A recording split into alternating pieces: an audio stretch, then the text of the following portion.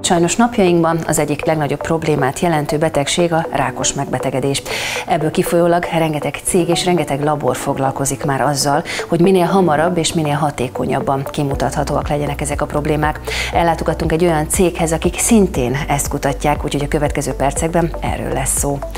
Mivel is foglalkoztok pontosan, mely területekkel, és hogyan jött az ötlet, hogy egy ilyen céget létrehozzatok? A Clinomics Europe egy koreai és magyar együttműködésből létrejött biotechnológiai vállalat. Fő csapásirányunk a molekuláris genetika, genetikai diagnosztika, és ezen belül is az onkológiát vettük célul, tehát a különböző ráktípusok minél hamarabb történő felismerése, és ennek köszönhetően nagyobb esélyt tudunk biztosítani a betegek gyógyulására. Bármilyen típusú tumornak a jelenlétét a testben meg tudjátok állapítani, vagy vannak specifikusan olyan ráktípusok, amire ti specializálódtok? Bizonyos ráktípusok terén már nagyon kiforrott technológiánk van, ilyen például a vastag- és végbélrák. Erre egy nagyon-nagyon érzékeny és megbízható szűrőtesztet hoztunk be először Európába. Ez az elmúlt pár hétben lett elérhető partnereinknél.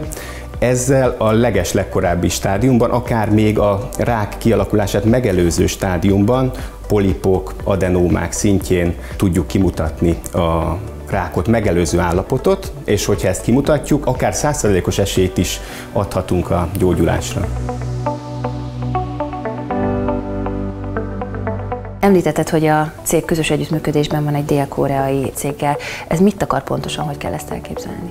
Igen, cégünk egy koreai anyavállalatnak a leányvállalata 2021 nyarán lett megalapítva, azzal az elgondolással, hogy képviseljük az EU-s piacon az anyacégnek és partnereinek a technológiáit, kutatási-fejlesztési tevékenységét, és nem is csak képviseljük, hanem akár magasabb szintre emeljük. Az anyacég vezetősége meglátta a potenciált Magyarországban és a magyar szakemberekben, és egyre több kutatásfejlesztési tevékenységet helyez át ide hozzánk, mivel a szakemberállomány nagyon-nagyon magas minőséget képvisel. Beszélek itt biológusokról, biomérnökökről, orvosokról, és ezért jöttek hozzánk Magyarországra. Egyébként maga a laborvizsgálatok is és minden egyéb is itt zajlik, vagy az egy teljesen más történet? Igen, itt van egy nemrég létrehozott molekuláris diagnosztikai laboratóriumunk, ahol diagnosztikai tevékenységet is végzünk, és kutatásfejlesztést is. Megnézhetném esetleg ezt a labort? Hogyne, persze, nagyon szívesen megmutatjuk. Akkor tartsanak velem, megnézzük, milyen is ez a labor.